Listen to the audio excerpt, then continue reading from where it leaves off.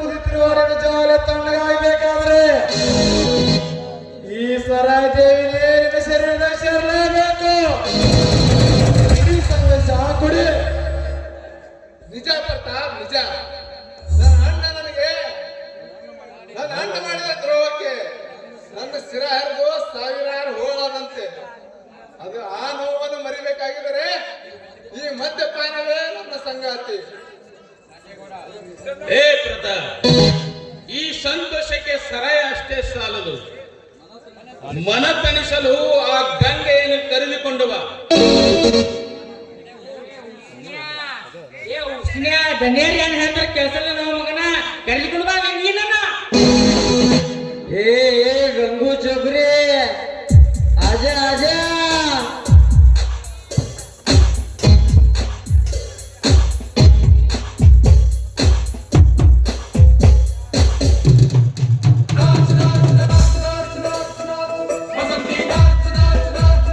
ಸಮಯ ಬಂದಿದೆ. ಎಲ್ಲರೂ ಸೂರಪನ ಸಾಗರದಲ್ಲಿ ವಿಲೀನಾಗಿದ್ದಾರೆ. ನಾನು ಮಾತ್ರ ಗೌರಿ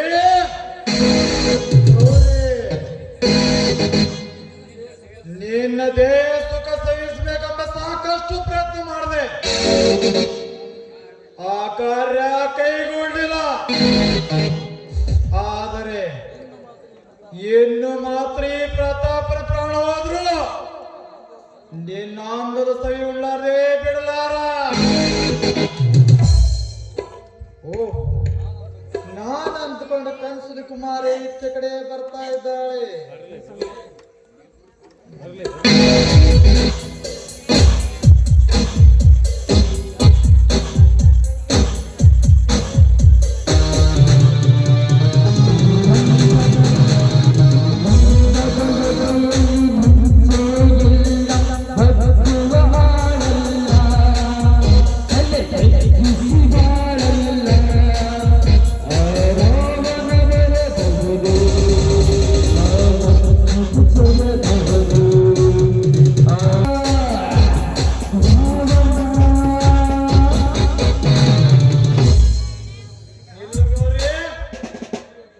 ಎಲ್ಲಿಗೆ ಹೋಗಿದೆ? ಬೇಸರ ಕಳೆಯಲು ಸುತ್ತಾಡಿಕೊಂಡು ಬಂದರು.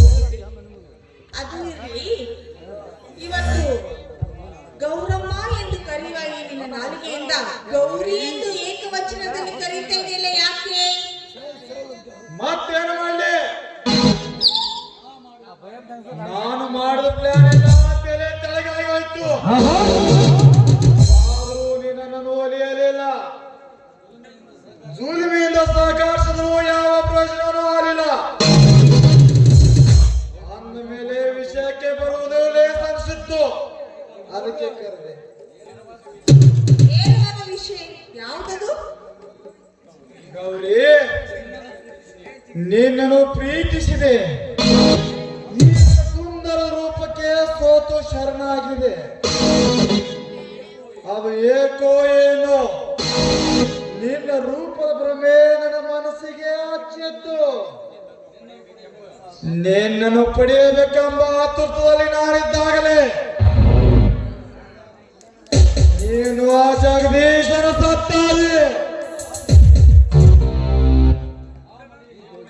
ಆ ಮದುವೆ ಹೇಗೋ ನಿಮ್ಮಪ್ಪನಿಗೆ ಬ್ಯಾರಾಗಿತ್ತು. ಅಂದ ಮೇಲೆ ಇಂದಿನ ನಾಳೆ ನೀನು ಸಿಕ್ಕೇ ಸಿಕ್ತೆ ಅಂತ ಹೇಳಿ ಕಾದೆ.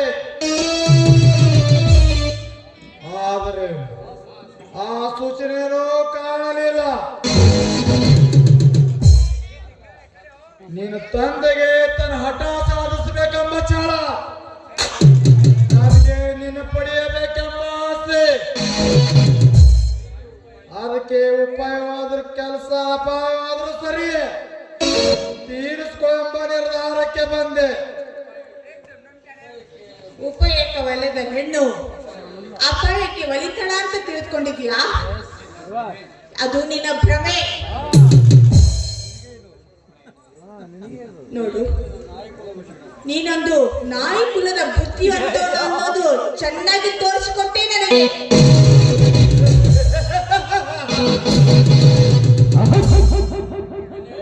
ಲೇ ಮಳ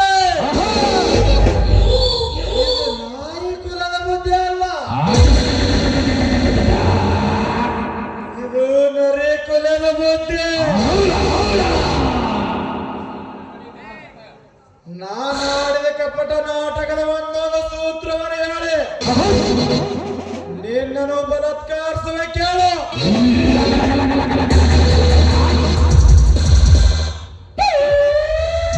ಅದು ಈ ಜನ್ಮದಲ್ಲಿ ಸಾಧ್ಯವಿಲ್ಲ, ನೆನ್ಪಿಟ್ಕೋ. ಗೌರಿ, ನಿನ್ನನ್ನು ಮೈದನ ಸಂಗಮೇಶನು ಮಿಲಿಟರಿ ಟ್ರೈನಿಂಗ್ ಕೊಂದವರು ಬೇರೆ ಯಾರು ಅಲ್ಲ, ಈ ಪ್ರತಾಪನೇ. ಆ ದೈವ ಚೆನ್ನಾಗಿತ್ತು, ಆ ಕುಣ್ಣ ಬದುಕಿ ಬಂತು. ಅಂದು ಜಗದೀಶ ಗಿರಿಜೇನು ಮದುವೆಯಾಗಲು ಹಲವಾರು ಕಾರಣವಿತ್ತು. ಸಂಗಮೇಶ ಮಿಲಿಟರಿ ಟ್ರೈನಿಗೆ ಹೋಗ ಮುಂಚೆ ಗಿರಿಜೆ ಜೊತೆ ದೇಹ ಸಂಬಂಧ ಹೊಂದಿದ. ಆ ಸಂಬಂಧವೇ ಗಿರಿಜಾ ಗರ್ಭಕ್ಕೆ ಕಾರಣವಾಯಿತು. ಈ ಸುದ್ದಿ ತಿಳಿದು ಜಗದೀಶ ಗಾಬ್ರಿಯಾದ ಶಿವಪ್ಪ ಎದೆಯೊಳ ಸತ್ತು ಹೋದ. ಸಂಗಮೇಶ ಸತ್ಯನೆಂದು ಸುಳ್ಳು ಸುದ್ದಿ ಅವರ ಮನೆಗೆ ಸುಟ್ಟಿದೆ. ಆದ್ರೆ ಶಿವಪ್ಪ ಎದೆಯೊಳ ಸತ್ತು ಹೋದ. ಇಲ್ಲೋ ಪಾಪಿ, ಇದೆಲ್ಲ ನಿನ್ನ ಕುತಂತ್ರವೇ? ಇನ್ನು ಕೇಳಕುವರಿ, ಈ ಪ್ರತಾಪನ ಕುತಂತ್ರವೇನು? ಗಿರಿಜಾ ಆತ್ಮಹತ್ಯೆ ಮಾಡಿಕೊಳ್ಳೋದ್ರೊಳಗ ಜಗದೀಶ ಬಂದು ಕಾಪಾಡಿ ತನ್ನ ತಮ್ಮನ ಪಿಂಡ ಗಿರಿಜಾ ಹತ್ಯೆಯಲ್ಲಿ ಬೆಳೀತದೆ ಅಂತ ತಿಳಿದು ಬಹಿರಂಗದಲ್ಲಿ ಇಬ್ಬರ ಗಂಡ ಹೆಂಡತಿ ಆದರು. ಅಂತರಂಗದಲ್ಲಿ ತಂದೆ ಮಗಳಾಗೋಣ ಅಂತ ಭಾಷೆ ಮಾಡಿ ಮನೆಗೆ ನಡೆದ್ರು. ಅದೇ ತಕ್ಕ ಸಮಯ ಎಂದು ನಿನ್ನ ತಲೆ ತುಂಬಿಯ ಮನೆ ಬರಂಗೆ ಮಾಡಿದೆ. ಆದ್ರೆ ಮುಂದೆಲ್ಲ ನೀನೇ ನೋಡಿದೆಲ್ಲ.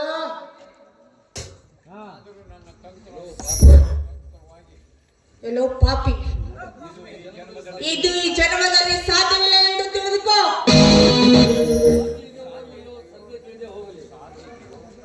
ಗಿರಿಜಾ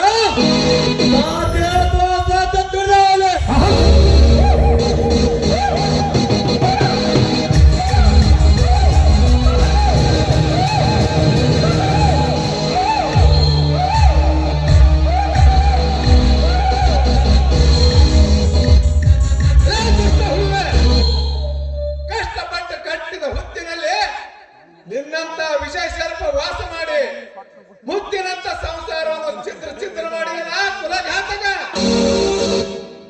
ಅತ್ತಿಗೆ ನಿನಗಾದರೂ ತಿಳಿಬಾರದೆ ಈ ಮೋಸಗಾರರ ಕುತಾಂತ್ರವನ್ನೋದು. ಮಂಜುನಾ, ನನಗೊಂದು ತಿಳಿಯದಂತೆ ಈ ರೀತಿಯ ಘಟನೆ ನಡೆದು ಹೋಯಿತು. ಆದ್ರೆ ನನ್ನ ಜಗದೀಶನಿಗೆ ನಾನು ಮೋಸ ಮಾಡಿದ್ದೀನಿ. ನನ್ನಂತ ಪಾಪಿ ಭೂಮಿ ಮೇಲೆ ಬದುಕಿರಬಾರ್ದು, ನಾ ಬದುಕಿರಬಾರ್ದು. ದೇವರಂತ ಅಣ್ಣನಿಗೆ ಈ ದುರಾತ್ಮನ ಮೋಸದ ಮಾತು ಕೇಳಿ ಮುತ್ತಿಟ್ಟು ತುತ್ತಿಟ್ಟು ಬೆಳೆಸಿದ ಅಣ್ಣನಿಗೆ ಕತ್ತಿ ಹಿಡಿದು ಹೊರಗೆ ಹಾಕಿದ ಪಾಪಿ ನಾನು. ಮದುವೆಗೆ ಮುನ್ನ ಗಿರಿಜನನ್ನು ಕಾಡಿಸಿ ಪೀಡಿಸಿ ಬಲವಾಗಿ ಅವಳಿಗೆ ಮಾಡಿದ ತಪ್ಪು ನನ್ನಿಂದಾನೇ ಅರಿತುಕೊಳ್ಳದೆ ಬಾಗಿ ಬಂದಂತೆ ಬಗಳಿ ತಾಯಿ ಮಗುವಿನಂದು ಮನೆಯನ್ನು ಹೊರಗೆ ಹಾಕಿದ ಪಾಪಿ ನಾನು ಮೊದಲು ಸಾಯಬೇಕು. ಇಲ್ಲ ಮೈದುನ, ಮೊದಲು ನಾನು ಸಾಯಬೇಕು. ಇಲ್ಲ ಅತ್ತಿಗೆ, ಮೊದಲು ನಾನೇ ಸಾಯಬೇಕು. ಇಷ್ಟಕ್ಕೆಲ್ಲ ಕಾರಣ ನಾನೇ.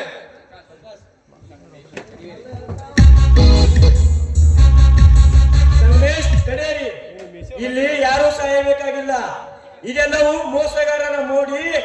ಆ ಮೋಡಿಗೆ ಬಲಿಯಾಗಿದ್ದೀರಿ, ನೀವೆಲ್ಲರೂ ಮೂಢನಾಗಿದ್ದೀರಿ ಅಷ್ಟೇ. ಪ್ರಕಾಶ್, ನಾನು ಪಾಪಿ. ತಾಯಿ ತಂದೆಯನ್ನು ಕಳೆದುಕೊಂಡು ನನ್ನನ್ನು ತಾಯಿ ತಂದೆಗಿಂತಲೂ ಹೆಚ್ಚಿನ ಪ್ರೀತಿ ವಾತ್ಸಲ್ಯದಿಂದ ಬೆಳೆಸಿದ ಅಣ್ಣನಿಗೆ ಚಿತ್ರಹಿಂಸೆ ಕೊಟ್ಟ ಪಾಪಿ ನಾನು. ನನ್ನ ಅಣ್ಣ ಮತ್ತು ನನ್ನ ಗಿರಿಜೆ ಬದುಕಿದಾರೋ ಇಲ್ಲ ನಾನು ಕೊಟ್ಟ ಅವಮಾನದಿಂದ ಬಹುಮಾನವನ್ನು ಸ್ವೀಕರಿಸಿ ಆತ್ಮಹತ್ಯೆ ಮಾಡಿಕೊಂಡಿದ್ದಾರೋ? ಇಲ್ಲ ಇಲ್ಲ ಇಲ್ಲ, ನಾನು ಬದುಕಬಾರದು. ಸಂಗಮೇಶ, ನಿನ್ನಣ್ಣ ಮತ್ತು ಗಿರಿಜೆ ಇನ್ನೂ ಬದುಕಿದ್ದಾರೆ. ನಿಮ್ಮಣ್ಣನಿಗೆ ಹುಚ್ಚು ವಾಸಿಯಾಗಿದೆ. ಅವನು ಎಲ್ಲ ವಿಷಯವನ್ನು ನನ್ನ ಮುಂದೆ ವಿಸ್ತಾರವಾಗಿ ಹೇಳಿದ್ದಾನೆ. ಅವನು ಮನೆಯ ಮಾನ ಕಾಪಾಡಲು ತನ್ನ ಹೃದಯ ಹೊತ್ತಿ ಹೊರಿದುಕೊಂಡರು ಸಹಿಸಿಕೊಂಡು ನಂದು ನುಂಗಿದ ನಂಜುಂಡನಾಗಿ ತನ್ನ ಮನೆಯ ಮಾನವನ್ನು ಕಾಪಾಡಿದ್ದಾನೆ. ಅವನು ಅಂತಿಂತ ಮನುಷ್ಯನಲ್ಲ, ದೇವರಂತಹ ಮನುಷ್ಯ. ಆಶಾ, ಸತ್ಯವನ್ನ ಅಸತ್ಯದಿಂದ ನಾನು ಈ ರೀತಿಯೆಲ್ಲ ನಡೆದುಕೊಂಡೆ. ಆದ್ರೆ ನನ್ನ ಜಗದೀಶ ನನ್ನ ಒಪ್ಪಬಹುದೇ? ನನ್ನನ್ನು ಸ್ವೀಕರಿಸಬಹುದೇ? ಈ ಹಾಳು ಮುಖವನ್ನು ನನ್ನ ಜಗದೀಶನಿಗೆ ತೋರಿಸಬಹುದೇ? ಅತ್ತಿಗೆ, ಮನುಷ್ಯನು ತಪ್ಪು ಮಾಡೋದು ಸಹಜ, ಆದರೆ ಇದರಲ್ಲಿ ಯಾರೂ ತಪ್ಪಿಲ್ಲ. ಮೊದಲು ಹೋಗಿ ಜಗದೀಶಣ್ಣನನ್ನು ಕ್ಷಮೆ ಕೇಳಿದರೆ ಆಯ್ತು. ಅವನು ಅಂತಿಂತ ಮನುಷ್ಯನಲ್ಲ, ದೇವರಂತ ಮನುಷ್ಯ. ನಡೆರಿ ಹೋಗೋಣ. ಪ್ರಕಾಶ್, ನಡೆಯೋ ಸಂಗಮೇಶ. ನೀನು ತಪ್ಪು ಮಾಡಿದೆಂದು ಪರರು ತಪ್ಪು ಮಾಡುವುದನ್ನು ಭಾವಿಸಬೇಡ. ನಡೆ, ಮನೆಗೆ ಹೋಗೋಣ. ಪ್ರಕಾಶ್, ಮೊದಲು ಅಣ್ಣನಿಗೆ ಭೇಟಿಯಾಗಿ ನಾನು ಮಾಡಿದ ತಪ್ಪಿಗೆ ಕ್ಷಮೆ ಕೇಳಬೇಕು. ನನ್ನ ಅಣ್ಣ ನನಗೆ ಕ್ಷಮಿಸಿದ ನಂತರ ಆ ಪ್ರತಾಪ ಮತ್ತು ನಾಗೇಗೌಡನು ನಮ್ಮ ಮನೆತನವನ್ನು ಸೇಡಿನ ಜ್ವಾಲೆಯಲ್ಲಿ ಬಂದು ಬರಗುಡಿಯಂತೆ ಮಾಡಿದ ಇಬ್ಬರನ್ನು ಕತ್ತರಿಸಿ ತುಂಡು ತುಂಡು ಮಾಡಿ ನಾಯಿ ನೆರೆಗಳಿಗೆ ಹಂಚಲಿಕ್ಕಿದ್ದರೆ ನನ್ನ ಹೆಸರು ಸಂಗಮೇಶನೇ ಅಲ್ಲ. ಪಾತಿಗೆ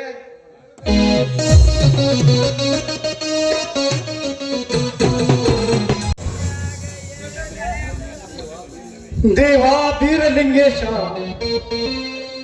ಏನಪ್ಪ ನಿನ್ನ ಲೀಲಾವೇಶ? ಈ ಜಗದೀಶನ ಪಾಳಿನಲ್ಲಿ ಬಿರುಗಾಳಿ ಎಬ್ಬಿಸಿ ಆ ಬಿರುಗಾಳಿಯಲ್ಲಿ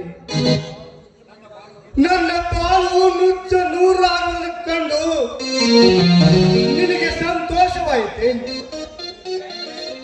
ಇದು ನ್ಯಾಯವೇ ದೇವ? ಇದಕ್ಕೆ ಕೊನೆ ಇಲ್ಲವೇ ದೇವ? ತೆರೆ ಕೆಟ್ಟು ತಿರುಗುವ ತಿರುಕನಂತೆ ಮಾಡಿಬಿಟ್ಟೆ. ನೀನು ಎಷ್ಟೇ ಕಷ್ಟ ಕೊಟ್ಟರೂ ನಾನು ಸತ್ಯದ ಮಾರ್ಗವನ್ನು ಬಿಟ್ಟು ಅನ್ಯಾಯದ ಮಾರ್ಗದಲ್ಲಿ ನಡೆಯಲಾರೆ ತಂದೆ, ನಡೆಯಲಾರೆ.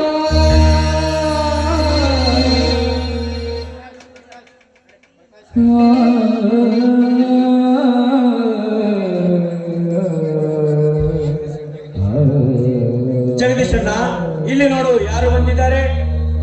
ನಾನು ನೋಡುತ್ತಿರುವ ಪ್ರಕಾಶ್, ಇದನ್ನ ಕನಸು ಅಥವಾ ನನಸು?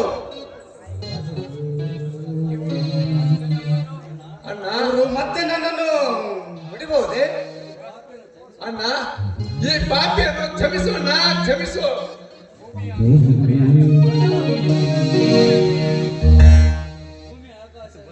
ಅಣ್ಣ, ನಾನು ಭೂಮಿ ಆಕಾಶದ ಮೇಲೆ ಅನುಮಾನ ಪಟ್ಟಂತೆ ನಾನು ನಿನ್ನ ಮೇಲೆ ಅನುಮಾನ ಪಟ್ಟು ಅವಮಾನಗಳ ಆಲಗಳು ಎಬ್ಬಿಸಿಬಿಟ್ಟೆ ಅಣ್ಣ ನಿನ್ನ ಬಾಳಿನಲ್ಲಿ.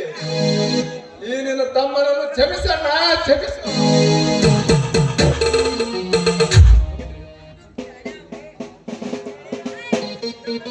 ಜಗದೀಶ್, ಮೋಸಗಾರರ ಮಾತಿಗೆ ಬೆಲೆ ಕೊಟ್ಟು ಮರುವಾಗಿ ನಿಮ್ಮಂತವರಿಗೆ ದ್ರೋಹ ಮಾಡಿದೆ. ದಯವಿಟ್ಟು ನನ್ನ ಅಪರಾಧವನ್ನು ಕ್ಷಮಿಸಿಬಿಡಿ ಜಗದೀಶ್.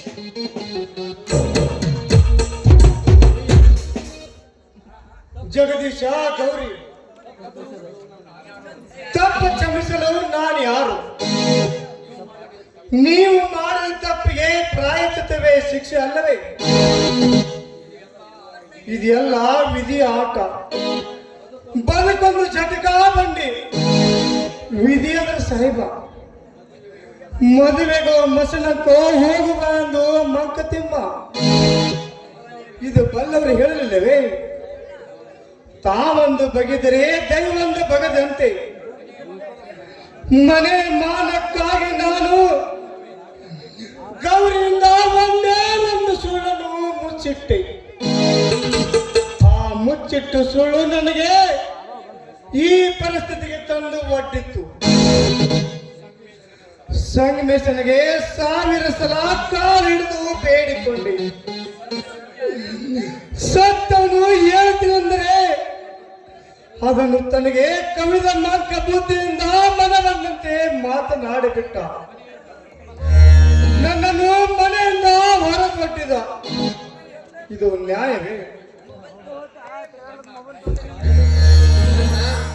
ಗಾಯದ ಮೇಲೆ ಮತ್ತೆ ಮತ್ತೆ ನಿನ್ನ ಬರಿ ಹೇಳುದು, ನಿನ್ನ ಬಿರು ನುಡಿಗಳನ್ನು ನುಡಿಬೇಡ, ನುಡಿಬೇಡ. ನಾನು ಮಾಡಿದ ತಪ್ಪಿಗೆ ನಾನು 1000 ಸಲ ಕ್ಷಮೆ ಕೇಳಿದ್ರು ಅದು ಕಡಿಮೆ.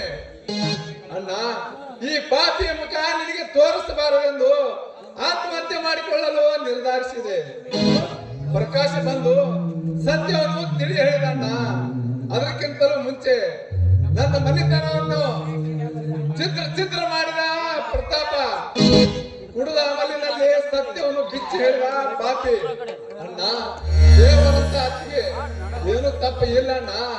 ಆ ಮನಿ ಹಾಳರ ಮೋಸದಕ್ಕೆ ಬಲಿಯಾಗಿದ್ದಳು ನನ್ನ ಅತ್ತಿಗೆ.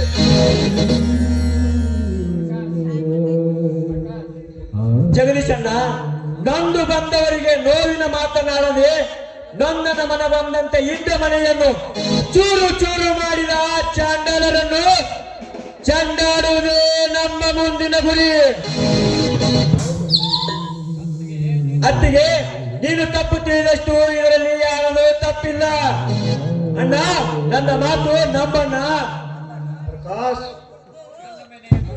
ನನ್ನ ಮನೆಯನ್ನು ಮುರಿದು ನಾಶವಾಗುವ ವಿನಾಶದ ಅಂದಿನಲ್ಲಿರುವಾಗ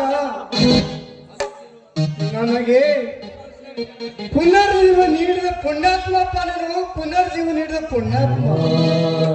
ಆಶಾ, ನಿನ್ನ ಮಾತನ್ನು ನಾನು ನಂಬುತ್ತೇನೆ ಪ್ರಕಾಶ, ನಂಬುತ್ತೇನೆ.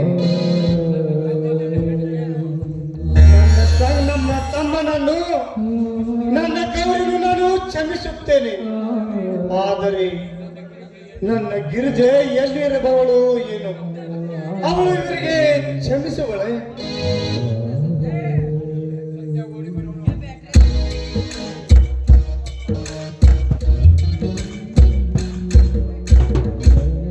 ಇದು ಶಿವಪ್ಪನ ಮನೆ ತಾನೆ? ಆ ಶಿವಪ್ಪ ಈಗ ಎಲ್ಲಿ? ಯಾರಪ್ಪ ನೀನು? ಏನಾಗಬೇಕು? ಸತ್ಯವನ್ನು ಹೇಳಪ್ಪ. ಈ ಊರಲ್ಲಿ 25 ವರ್ಷಗಳ ಹಿಂದೆ ಆ ಶಿವಪ್ಪನಂತ ಒಬ್ಬನಿದ್ದ. ಅವನು ಈಗ ಎಲ್ಲಿ?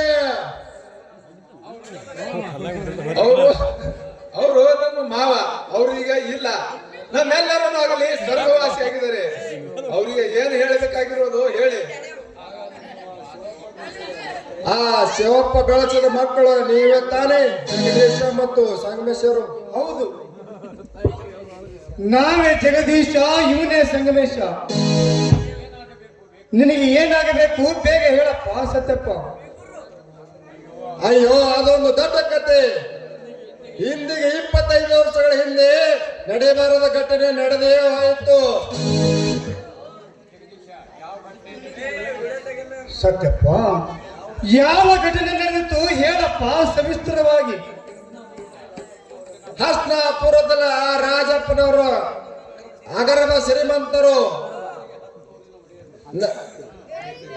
ಜೊತೆಗೆ 10 ಊರ ಒಡೆಯರು ಅಂತ. ಅವ್ರಿಗೆ 2 ಗಂಡ ಮಕ್ಕಳು, ಅವರು ಇಬ್ಬರು ನೀವೇ. ಹೀಗಿರುವಾಗ ಒಂದು ದಿನದಲ್ಲಿ ಆ ದುಷ್ಟ ನಾಗೇಗೌಡ ಕಾರ ಅಪಘಾತ ಮಾಡಿ ಆ ರಾಜಪ್ಪನವರನ್ನ ಕೊಲೆ ಮಾಡಿದರು. ನಾನು ಆ ಕಾರಿನ ಡ್ರೈವರ್ ಸತ್ಯ. ನಿಮ್ಮಿಬ್ಬರ ಕಟ್ಟಿಕೊಂಡು ಅವರು ಕಣ್ಣು ತಪ್ಪಿಸಿ ಕಾಡಿನಲ್ಲಿ ಓಡಿ ಓಡಿ ಬಂದೆ. ಬೆಳಗ್ಗೆ ಆ ಬೀರಲಿಂಗೇಶ್ವರ ದೇವಸ್ಥಾನದ ಹತ್ತಿರ ಬಂದು ನಮ್ಮೂರ ಅಂದ್ರೆ ನಿಮ್ಮ ಸಾಕಿದ ಶಿವಪ್ಪ ಸಿಕ್ಕ. ಅವನಿಗೆ ನಿಮ್ಮನ್ನು ಒಪ್ಪಿಸಿ ಸತ್ಯವನ್ನು ಆಮೇಲೆ ಹೇಳುತ್ತೇನೆಂದು ಶಿವಪ್ಪನವರ ಕರೆಸೂರೊಳಗೆ ಆ ದುಷ್ಟ ನಾಗೇಗೌಡ ಮತ್ತು ಕಾಡೆ ಬಂದು ಬೆನ್ನ ಹತ್ತಿದರು ನನ್ನನ್ನು. ಆಗ ನನ್ನ ಹಿಡಿದು ಮಕ್ಕಳೆಲ್ಲ ಚಿತ್ರಹಿಂಸೆ ಕೊಟ್ಟು ಕೇಳಿದರು. ನಾನು ಬಾಯೇ ಬಿಡಲಿಲ್ಲ. ಆಗ ನನ್ನ ಹಿಡಿದು ಅವರ ಕತ್ತಲ ಕೋಲಿಗೆ ಕಟ್ಟಿ ಹಾಕಿದರು. ಇಂದು ನಾನು ತಪ್ಪಿಸಿಕೊಂಡು ಓಡಿ ಓಡಿ ಬಂದೆ. ಒಡೆಯರೆ ನನ್ನನ್ನ ಕ್ಷಮಿಸ್ರಪ್ಪ, ನನ್ನನ್ನು ಸತ್ಯ ಹೇಳು ಮಾತು ಖರೆ ಐತ್ರಿ. ಆ ನಾಗೇಗೌಡನ ಜೊತೆ ಕೂಡಿ ಮಾಡಬಾರ್ದು ಹಲ್ಕಡ ಕರೆಸಿ ಎಲ್ಲ ಮಾಡ್ಬಿಟ್ಟಿದ್ರಿ. ಇವತ್ತು ನಮ್ ಸತ್ಯ ಎಲ್ಲ ನಿಮ್ಗೆ ಮಾತ ಸತ್ಯ ಹೇಳಿನಲ್ರಿ. ಕಾಡಪ್ಪ, ಏನು ಹೇಳ್ತೀಯಪ್ಪ ನೀನು ಹೇಳ್ತಿರೋ ಮಾತು ಎಲ್ಲ ಸತ್ಯವೇ? ಅಯ್ಯೋ, ನನ್ನ ತಂದೆಯನ್ನು ಕೊಲೆಗೈದವನು ಆ ನಾಗೇಗೌಡನನ್ನು ಕೊಂದಾಗಲೇ ನಮ್ಮ ತಂದೆ ರಾಜಪ್ಪನ ಆತ್ಮಕ್ಕೆ ಶಾಂತಿ ಸಿಗಬಹುದು. ಒಡೆಯರೇ, ಸತ್ಯ ಹೇಳಕ್ಕೆ ಗುಟ್ಟಿನ ವಿಷಯವನ್ನು ಗೊತ್ತಿರಲಿಲ್ಲ. ನೀವೇ 10 ಊರ ಒಡೆಯರ ಮಕ್ಕಳು, ತಿಳಿಸಿರಲಿಲ್ಲ. ಅವ್ರದ್ದೇನು ತಪ್ಪಿಲ್ಲ ರೀ. ಹಾಗಾದ್ರೆ ನಾವು ಅನತ್ರಲ್ಲ, ಈ ಹಸ್ತಾಪುರ ಊರಿನ ಒಡೆಯರು. ಹಾಗಾದ್ರೆ ಈ ನಮ್ಮ ಊರಿನ ಸರ್ದಾರ ನಮ್ಮ ಅಣ್ಣ. ಹೌದು, ನಮ್ಮೂರು ಸರ್ದಾರ. ಹೌದ್ರಪ್ಪ, ಹೌದು. ನಿಜವಾದ ನಮ್ಮ ಊರಿನ ಬಾಸ್ಲೆಗೋ ಸರ್ದಾರ್ ನೀವೇ. ಆ ನಾಗೇಗೌಡ ನಾ ಸತ್ಯ ಹೇಳಿದ್ರ ನಿನ್ನನ್ನು ಕೊಲ್ಲಿ ಬಿಡ್ತೀನಿ ಅಂತ ನಂಗೆ ಅಂದಿದ್ರಪ್ಪ, ನಂಗೆ ಅಂದಿದ್ದವ. ಅದಕ್ಕ ಇದು ವಿಷಯನ ಯಾರು ಮುಂದೆ ಹೇಳಿದ್ರಿ, ಈ ಗೌಡ್ರ ಯಾರು ಮುಂದೆ ಹೇಳಿಲ್ಲ. ಈ ಪಪ್ಪಿನ ಕ್ಷಮಿಸ್ರಪ್ಪ, ಈ ಪಪ್ಪಿನ ಕ್ಷಮಿಸ್ರಿ. ಕಾಡ ಕಡೆಗೂ ಆ ಬೀರಲಿಂಗೇಶ್ವರ ನಿಂಗೆ ಒಳ್ಳೆ ಬುದ್ಧಿ ಕೊಟ್ಟನಲ್ಲ, ಅಷ್ಟೇ ಸಾಕು. ಇವ್ರು ಯಾರೇ ಅಪ್ಪ? ಅವರು ಆ ದುಷ್ಟ ನಾಗೇಗೌಡನ ಮಗಳು ಅಂತವನ ಹೊಟ್ಟೆಯಲ್ಲಿ ಹುಟ್ಟಿದ